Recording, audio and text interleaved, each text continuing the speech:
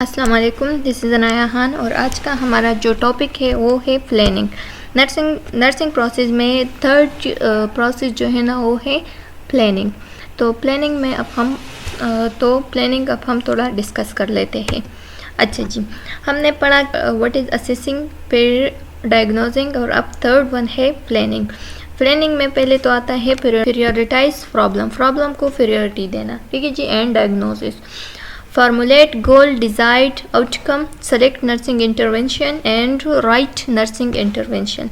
Nursing intervention को हम पहले तो गोल्स को फार्मूलेट करेंगे कि हमने इस मतलब ये जो पेशेंट हमारे साथ आया है इसका जो प्रॉब्लम है वो हम किस तरीके से सॉल्व करेंगे, उसके लिए एक गोल बनाना है। फिर सेलेक्ट नर्सिंग इंटरवेंशन, उसके लिए हम नर्सिंग इंटरवेंशन तैयार करेंगे कि ये इंटरवेंशन हमने सेलेक्ट करना है।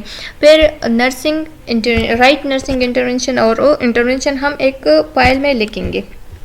अच्छा जी, planning involve decision making and problem solving. Planning में हमारे साथ अब दो चीज़ें आते हैं, एक तो डिसीजन मेकिंग आते हैं, उसके लिए एक डिसीजन बनाएंगे कि इस बंदे को इस तरीके से ट्रीट करना है या इसका प्रॉब्लम इस तरीके से सॉल्व करना है, एंड प्रॉब्लम सॉल्विंग और उसका प्रॉब्लम सॉल्व करना है।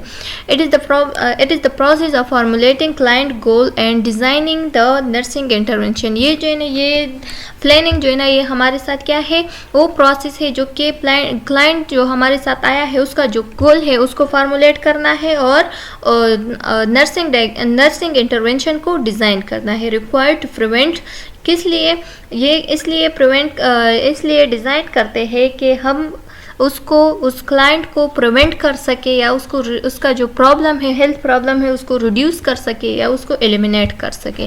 तो इसको हम क्या कहते हैं, प्लानिंग कह सकते हैं। Types of planning, there are 3 types of planning. Planning के 3 टाइप्स है। एक है इनिशियल प्लानिंग, इनिशियल मतलब स्टार्ट ऑफ, और ऑनगोइंग मतलब कंटिन्यूस, जो हमारे साथ कंटिन्यू है, ठीक है जी, जो कि पहले से आ रहा है, वही प्लानिंग। एंड डिस्चार्ज प्लानिंग, जब हम पेशेंट को डिस्चार्ज करें या डिस्चार्ज करने वाले हैं तो उस प्लानिंग को हम क्या कहते हैं, डिस्चार्ज प्लानिंग कह सकते हैं। इनिशियल प्लानिंग में क्या आते हैं, initial planning which is done after the initial assessment. वो प्लानिंग जो कि इनिशियल असेसमेंट के बाद ही मतलब कवर हो जाए तो उसको हम इनिशियल प्लानिंग कह सकते हैं। एक क्लाइंट हमारे साथ आया, उससे हम इंटरव्यू लेंगे या उसका असेसमेंट करेंगे, तो उस असेसमेंट का मतलब फर्स्ट असेसमेंट जो होगा, जो फर्स्ट असेसमेंट हमने लिया उसमें एक प्लानिंग हमने बनाया, उस प्लानिंग को हम इनिशियल प्लानिंग कह सकते हैं। ऑनगोइंग प्लानिंग मतलब कंटिन्यूअस प्लानिंग, जो कि हमने इनिशियल असेसमेंट किया, इनिशियल प्लानिंग कंप्लीट हो गई, अब हमारे साथ वो क्लाइंट जो है ना वो एडमिट हो गया। जब वो क्लाइंट एडमिट हो गया तो उसका जो प्लानिंग, उसके लिए जो प्लानिंग किया है वो उस पर मतलब अप्लाई भी किया है और वो कंटिन्यू है, तो उस प्लानिंग को हम क्या कहते हैं, ऑनगोइंग प्लानिंग या कंटिन्यूअस प्लानिंग कह सकते हैं। Discharge planning for need after discharge, वो प्लानिंग जो कि मतलब डिस्चार्ज करने के बाद ही जो प्लानिंग हम यूज़ करें तो उसको हम डिस्चार्ज प्लानिंग कह सकते हैं। प्लानिंग प्रोसेस में हमारे साथ क्या क्या आते हैं, प्लानिंग इंक्लूड सिटिंग प्रायोरिटी, पहले तो उसके लिए सिटिंग करना है, पेशेंट के लिए, क्लाइंट के लिए सिटिंग करना है। दूसरा एक कि एस्टेब्लिशिंग क्लाइंट गोल, डिजायर्ड आउटकम, उसका जो गोल है, क्लाइंट का जो प्रॉब्लम है, जो गोल है, उसको क्या करना है, उसको मतलब पहले तो ऑर्गेनाइज करना है और उसके बाद उसको सॉल्व करना है। Selecting nursing intervention and activity, nursing intervention को सेलेक्ट करना है और नर्सिंग की जो एक्टिविटी है उसको सेलेक्ट करना है। Writing individualised nursing intervention on care plan, उसका जो केयर प्लान है, उसका जो डॉक्यूमेंट्स है उसमें क्या लिखना है, उसके केयर प्लान में ये लिखना है, नर्सिंग का सारा इंटरवेंशन लिखना है। सिटिंग प्रायोरिटी में ये आता है कि the nurse begin planning by deciding which nursing diagnose required attention first, which second and so on। अच्छा जी, प्लानिंग सिटिंग प्रायोरिटी में ये आता है कि नर्स जो है ना उसको चाहिए कि वो अपने प्लानिंग को डिसाइड करे, मतलब उसका डिसाइडिंग या उसका डिसीजन ऐसा करे कि इस पेशेंट के लिए या इस क्लाइंट के लिए फर्स्ट हम कौन सा अटेंशन उसको देंगे, मतलब फर्स्ट हम कौन सा डायग्नोसिस करेंगे, nursing diagnosis require attention first, कौन सा डायग्नोसिस जो है ना वो फर्स्ट हम पेशेंट को देंगे और उसके बाद सेकंड कौन सा डायग्नोसिस देना है, या इसके मतलब इस तरह से थर्ड कौन सा डायग्नोसिस देना है, तो इसको हम क्या कहते हैं, सिटिंग प्रायोरिटी कहते हैं। उसके लिए डिसाइड करना कि कौन सा नर्सिंग डायग्नोसिस फर्स्ट देना है।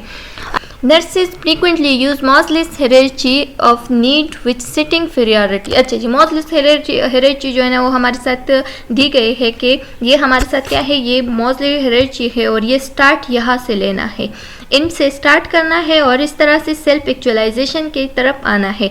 तो फर्स्ट जो है ना हमारे साथ है साइकोलॉजिकल नीड। साइकोलॉजिकल नीड में क्या आता है, फूड आता है, वाटर आता है, वार्मथ आता है एंड रेस्ट आता है, जो कि हमारे साथ क्या है, बेसिक नीड्स है। And safety needs, safety needs में सिक्योरिटी एंड सेफ्टी आता है, ये हमारे साथ क्या है, ये बेसिक नीड्स है।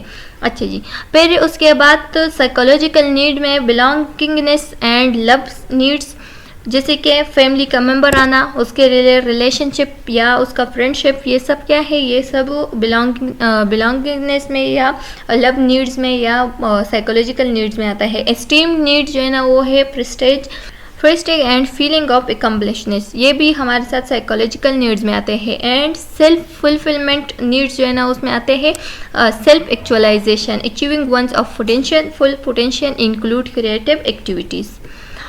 Establishing client goal desired outcome।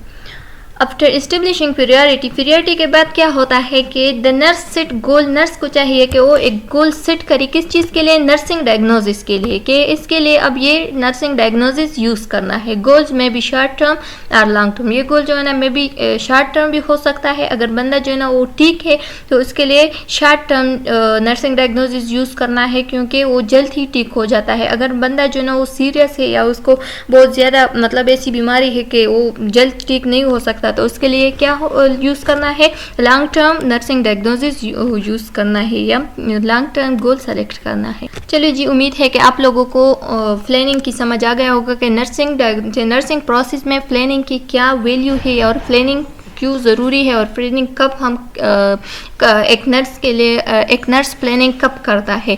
तो उम्मीद है कि आप लोगों को समझ आ गया होगा। नेक्स्ट टॉपिक में मिलते हैं। सब्सक्राइब और channel and press the bell icon. चलो जी, अल्लाह हाफिज़।